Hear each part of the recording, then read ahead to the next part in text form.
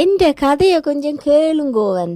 என்னத்தை சொல்ல, விடிய காத்தால வலிக்கிட்டு கொண்டு வேலைக்கு போனால் பஸ்ஸில் நான் வேலைக்கு இன்றைக்கு போக, இன்றைக்கு லேட்டாக 10 மணிக்கு தான் வேலை.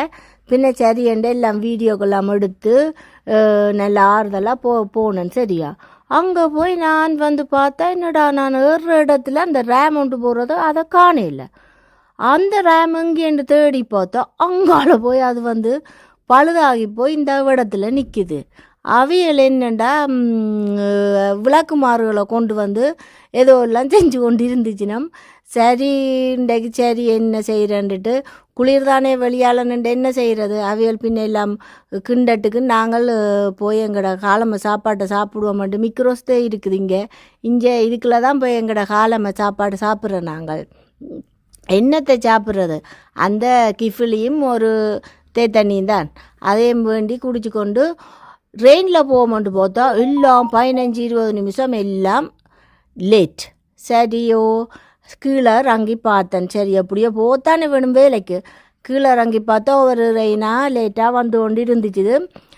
எனக்கு நேரமண்டா பொண்ணானது. என்ன நேரம் இங்கே வேறுங்கோ 4க்கு வர ரெயின் 16 நிமிஷம் லேட்.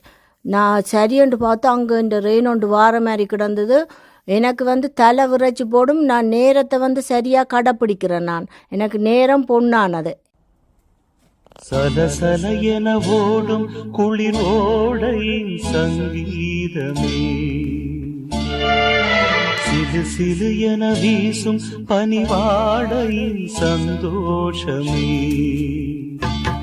உன்மடிதான் என் சொர்க்கம் அடிவீணே ஏன் துக்கம், உன்மடிதான் என் சொர்க்கம் அடிவீணே ஏன் துக்கம்.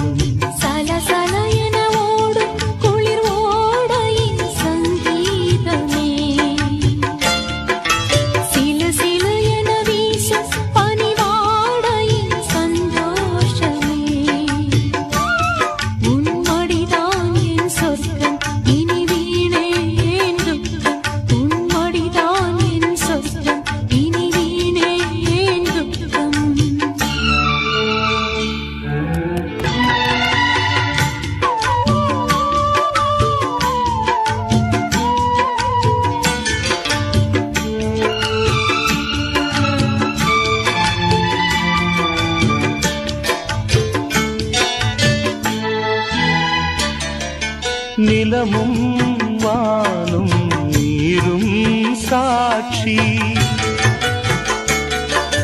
நிலையாய் வாழும் காதல் சாட்சி, நிலமும் வானும் நீரும் சாட்சி,